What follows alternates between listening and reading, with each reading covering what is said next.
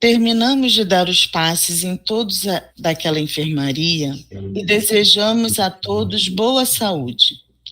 Abraçamos as irmãs e elas agradeceram a todos com afabilidade. Saímos para outros caminhos a fim de encontrar outras portas e batermos esperando que elas se abrissem à luz do entendimento. Alcançamos o espaço buscando rumo. O ar estava fresco e sentíamos aquela brisa confortável com a natureza cantando a harmonia da vida em palavras indecifráveis. Na mesma hora, senti algo inquietando a minha mente. Eu queria saber alguma coisa que aquela casa de saúde despertara em mim. No processo de volitação, em busca de outras portas, estamos sempre aproveitando a oportunidade de intercâmbio das experiências. E eu queria saber o porquê da dor e enfrentei o nosso Miramês com esta pergunta. Que Deus me perdoe se a ignorância me assomou nesta hora, mas eu desejaria saber por que é necessária a dor para a criatura evoluir. Sinto que os processos de evolução são drásticos de um pai para com os filhos. O Senhor não teria outros meios de alcançarmos a superioridade? Por que a dor? Miramês silenciou por instantes e respondeu com ponderação. Lancelã, como foi criado o espírito, somente o Criador sabe. Vejo que queres buscar as coisas muito mais longe do que precisamos. Se ainda desconhecemos os rudimentos da vida, do porquê Deus fez isso ou aquilo, coisa que vamos demorar a perceber, por outro lado, estamos numa escola universal. Diante do que acabamos de observar, a razão aflora e entramos na terra dos porquês, sem que as coisas sejam muito favoráveis ao nosso entendimento. Leis, meu filho, principalmente as de Deus, não são explicadas nem impostas, elas são sentidas pela evolução espiritual. Nós mesmos falamos muito em vários escritos sobre a evolução da alma. Para que se possa compreender o sentido do assunto, porém, podemos dizer que não existe evolução do espírito, do modo que encaramos o espírito em relação a Deus. Nada que o Senhor faz, o faz com imperfeição. E se Ele é a perfeição absoluta, como criaria uma alma imperfeita? Contradição das contradições. Todo espírito é perfeito, por ter saído das mãos perfeitas de Deus. Todavia, é bom reconhecermos que tudo existe em estado latente. O mais acertado seria dizermos, em vez de evolução do espírito, despertar do que já existe dentro da alma. E quanto à dor que tanto te assombra, ela não atinge o espírito. Essa desarmonia alcança somente alguns corpos da alma, onde o pensamento possa atingir o raciocínio, que o humano acha um deslumbramento. O espírito puro não precisa de raciocinar para saber das coisas, ele já sabe. Quem raciocina para saber alguma coisa é porque não sabia, e nesse caso, a razão se atrofia para ceder lugar a outro sentido mais elevado que se chama conscientização. No futuro, a intuição vai ocupar o lugar do raciocínio, e com vantagens extraordinárias, por ganhar tempo e não precisar de haver retificação naquilo que se fala. Elisa, só interrompidinha, porque eu achei tão interessante o que ele fala agora, né? Coisas que até que já se falaram aqui já foram faladas e conversadas aqui nos nossos encontros, né? Como essa ideia, né, de que não existe, a gente não está aqui para aprender nada, tá? Apenas para despertar, para lembrar, né? Porque ele até coloca a posição que já foi colocada também, né? Se a gente foi criado por Deus que é perfeito, a gente não pode ser imperfeito, não pode estar cheio de erro, não pode ser aquela visão que a própria doutrina espírita, né, coloca, né, ou colocava, né, que o espírito foi criado simples e ignorante. É tudo meio que simbólico, porque, como o Miramês fala aqui, não existe possibilidade de uma coisa perfeita criar uma imperfeita. Seria o maior contrassenso do universo. E eu achei muito engraçado que eu diz aqui, né, a coisa do raciocínio, né? Você só raciocina porque você não sabe. Se você souber, você não vai pensar naquilo. E, mais uma vez, ele reforça, né, a mania do porquê que o ser humano tem. Nessa coisa que precisa entender, que tem que perguntar o porquê, por que é assim, por que é aquilo. Que ele reforça, como a gente já viu em várias questões, principalmente no Livro dos Espíritos, né, que tá, você pode perguntar, mas eu não vou nem te responder porque tu não vai entender e essa pergunta não tem o menor sentido. Porque é só um momento que a gente vive da nossa... como ele diz aqui, que ainda não despertou tudo que ainda está latente dentro de nós, né? Tudo que já faz parte da gente desde que a gente foi criado, que ainda está lá adormecido, que a gente não conseguiu acessar. Mas é essa coisa dessa ânsia de perguntar, né, que eles respeitam, mas ao mesmo tempo que eles respeitam, eles vivem dizendo que não se preocupa com isso não tem para quê, não tem porquê, e mesmo que eu tivesse condições de te explicar, porque muitas vezes, né, como o próprio Miramês coloca, nem ele tem como explicar ou fazer a gente entender a pergunta que está sendo feita, isso não tem importância, porque à medida que a gente for abrindo as nossas comportas e deixando fluir para a nossa consciência o que realmente somos, a gente não questiona mais nada, aquilo passa a ser parte integrante de cada um de nós e, assim, e a gente simplesmente entende e entendendo a gente aceita e acabam os porquês. Eu achei um outro ponto bem interessante agora no final, quando ele fala que a intuição vai ocupar o lugar do raciocínio. Que é de fato, né? Porque a intuição ela vem como um sentimento, sem as palavras, sem muitas vezes uma visualização clara, mas é uma certeza que vem dentro de cada um. E de fato não precisa de explicação, não tem mal entendido. Tá ali, é só uma decisão de você ouvir ou de você não ouvir. Mas eu achei bem interessante eles colocarem isso nesse ponto. Em relação a isso, tem até o ponto relacionado à mediunidade, né? Que a própria espiritualidade diz que a gente está acostumado, né, a ver mediunidade, aquela coisa muito mais concreta, né? E que a evolução da própria mediunidade vai ser para esse campo da intuição. Não vai ser mais aquelas coisas que todo mundo tem que ver. Ele é médio porque ele está fazendo a careta assim, porque ele está escrevendo de olho fechado. Vai ser intuição, vai ser como aqueles pensamentos que a gente tem no dia a dia, às vezes para resolver uma situação que surge. A mediunidade está caminhando para isso.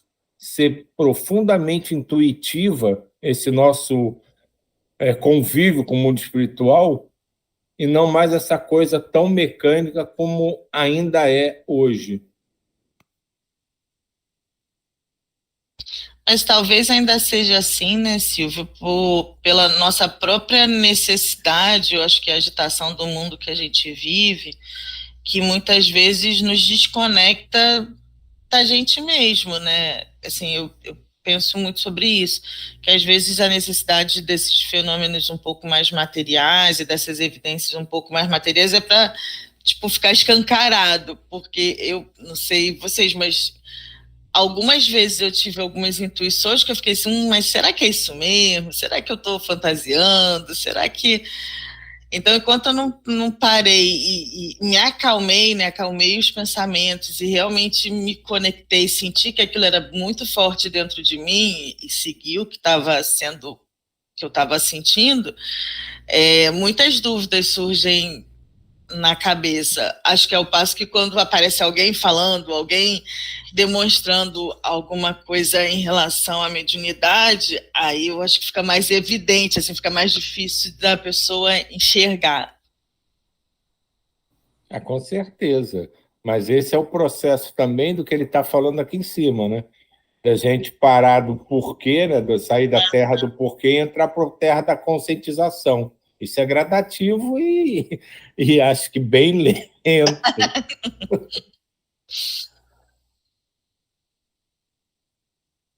Voltando à dor, ela é um fenômeno de amparo às criaturas, é um guia. Estudando somente os efeitos, encontraremos um monstro. Entretanto, analisando as causas, nós a veremos como uma companheira a evitar maiores desastres. E nós estamos longe de colocar regras para Deus, de lhe mostrar como ele deveria ter feito as coisas. Ele escolheu o melhor para todas as criaturas.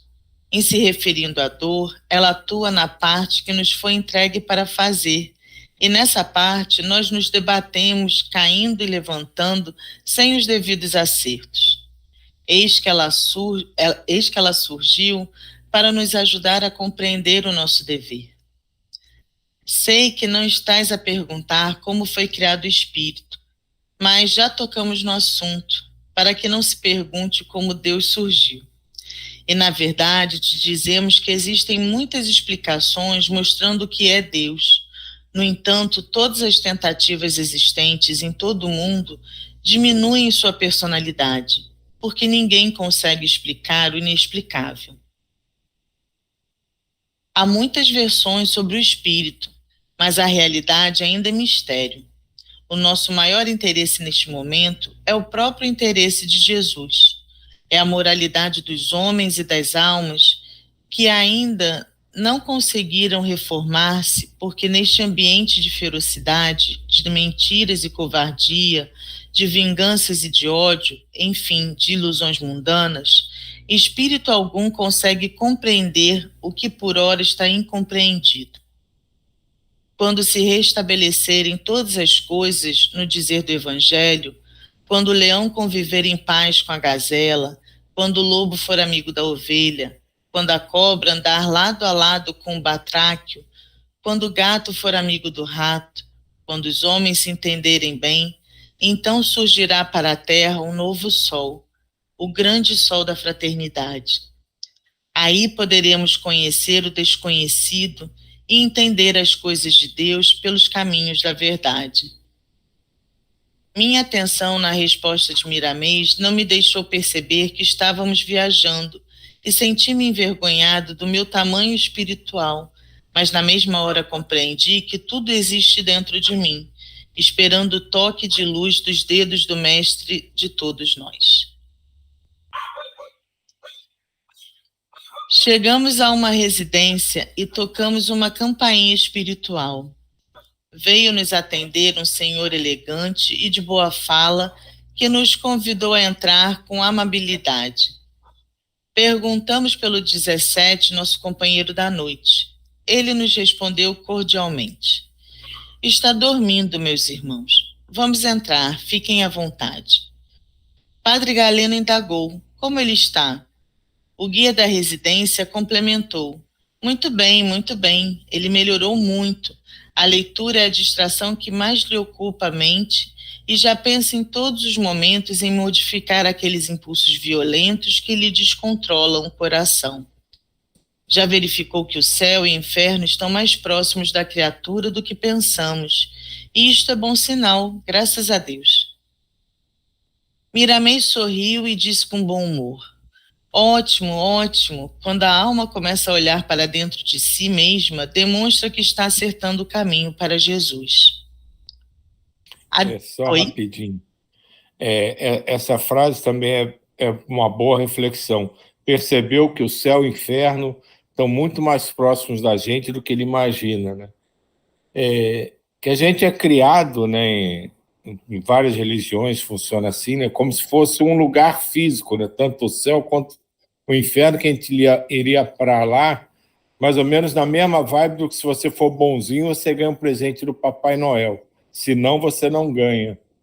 E não é assim, né? Isso tudo está dentro da gente, são os pensamentos que a gente cria, são as vibrações que com a gente acaba se envolvendo, as sintonias que a gente faz, isso que nos coloca no céu ou no inferno.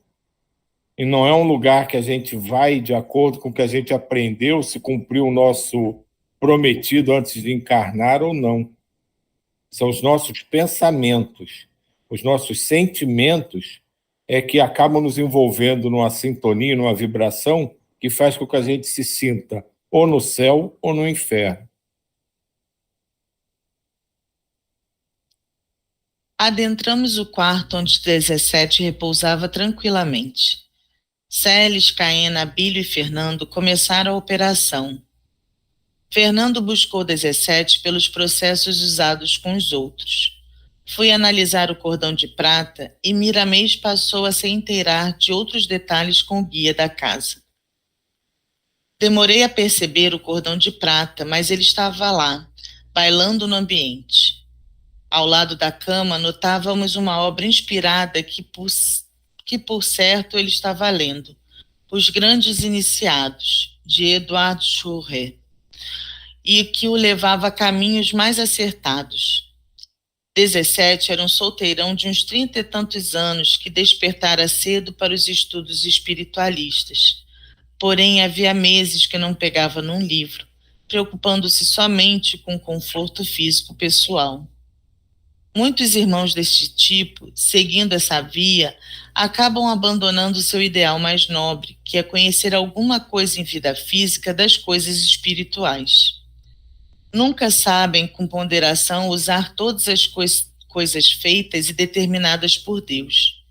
Mas 17 voltaram ao seu dever e isso alegrava os espíritos familiares.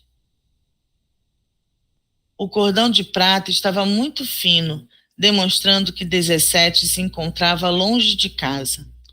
Tive a ideia de interpor recursos para assistir qual imagens de televisão, usando o circuito fechado, as imagens que vinham para o cérebro, aquilo que ele estava fazendo e vendo. Mas Miramês, observando-me, veio ao meu lado e disse com energia: Lancelin, esses fatos são coisas particulares da alma que devemos respeitar com dignidade.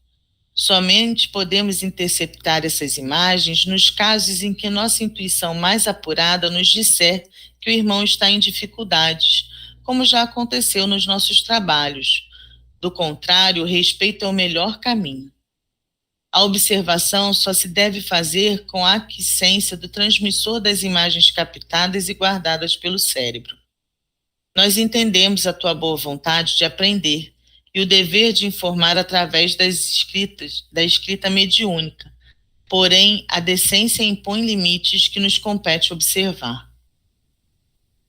Aceitei a lição, que foi qual jato de água fria nos meus impulsos de aprender, que estavam passando ao exagero.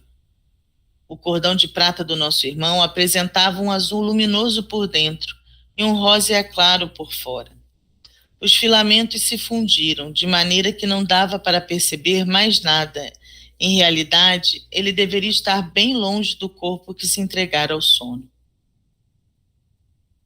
Miramês aproximou-se do corpo, notando que os trilhões de células estavam em harmonia e que ele dormia profundamente. Silenciou alguns instantes, virou-se para nós outros que esperávamos e falou sorrindo. O irmão está em excursão com vários espíritos familiares de alto padrão espiritual. Não convém que o chamemos ao corpo, pois essa é uma oportunidade muito rara. Deixemos que ele aproveite essa bênção de Deus em seu favor e que ele o abençoe. Perguntei: Miramês, ele está em viagem astral consciente? O nosso benfeitor espiritual respondeu: Não, ele não está em desdobramento consciente, apenas num sono mais lúcido, pelo que pude observar, e que os processos de saída do corpo nos mostram. Quando o nosso 17 acordar, terá lembranças agradáveis que lhe servirão de estímulo na busca de uma vida mais pura. Esse passeio é como que um prêmio pelos seus esforços no autoaperfeiçoamento. Alguns de seus familiares, residentes em planos mais elevados, sendo sabedores deste trabalho individual, alegraram-se com ele, e a satisfação os fez ofertar a 17 esse passeio aprendizado, não há plantio sem resposta. Fiquei alegre por ele e desejei-lhe um bom proveito. Agradecemos ao guia da casa e partimos em direção à nossa colônia. Como me encantava com as estrelas, que sempre foram motivo para a minha esperança. Perguntei com muita alegria ao nosso guia espiritual durante nossa viagem: onde estamos nesse universo? Ele, refazendo energias com uma respiração rítmica, no que nós o acompanhávamos, parecendo banhado por mãos invisíveis que traziam como que algo divino a escapar dos nossos sentidos, respondeu com satisfação: Lancelin, nós moramos na Via Láctea. Ela é o nosso abrigo no universo. A sua forma é a de uma grande serpente de barriga cheia, e o sistema solar em que moramos, por misericórdia de Deus, se afigura a um átomo, cujo núcleo é o Sol e os elétrons os planetas. Em comparação ao tamanho desse aglomerado de astros, nós não existimos no seu ciclópico corpo dos mundos. A mesma dificuldade que terias de encontrar um grão de areia minúsculo em uma grande praia, teria de encontrar a terra em que moras, se tivesses perdido na Via Láctea. A luz, Lancelin, gasta mais ou menos 300 mil anos para circular esse pequeno sítio de Deus na imensidão da criação infinita. E essa mesma Via Láctea, em comparação às inumeráveis galáxias que circulam a terra de Deus, não é maior que um grão daquela mesma areia do mar.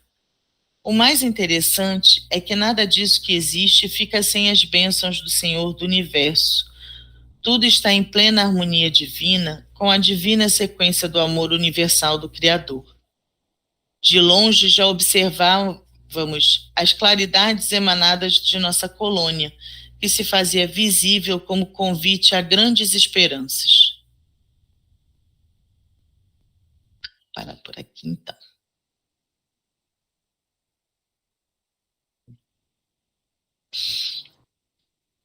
Algum comentário?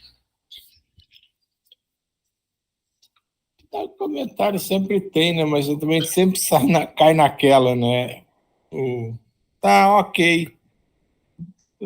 Não adianta te explicar, não, que tu não vai entender. Porque no que a gente lê na quarta-feira, né, que é o Miramês também, é em cima do Livro dos Espíritos, ele basicamente repete essa mesma premissa, né? Vocês, de fato, perdem muito tempo querendo saber o porquê.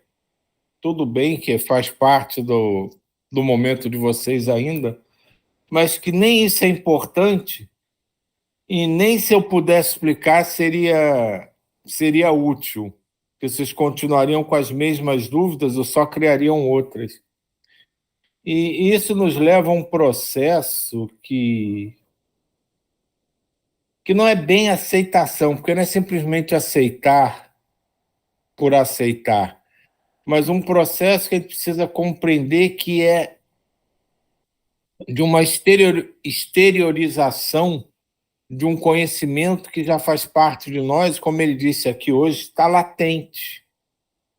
E talvez na nossa afobação, na nossa angústia de atingir logo isso, a gente quer saber o porquê para que a gente tenha logo acesso a ele.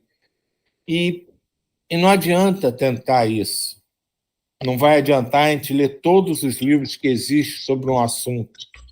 Esse tipo de conhecimento tem que vir naturalmente, do despertar de cada um.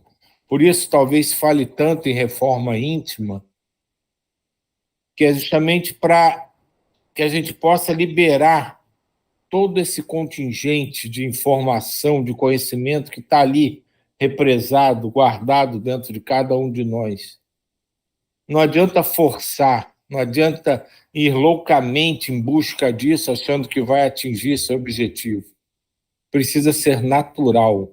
É uma coisa espontânea, é um processo que vai acontecendo com cada um e que a cada passo que é dado vai aumentando a nossa intimidade com o próprio Deus, porque a gente passa a se conhecer, a ter cada vez mais certeza do que somos, e cada vez mais vamos percebendo o quanto estamos ligados a Deus, muito mais e de formas muito mais surpreendentes que a nossa tacanha imaginação ou consciência atual pode nos dar a perceber.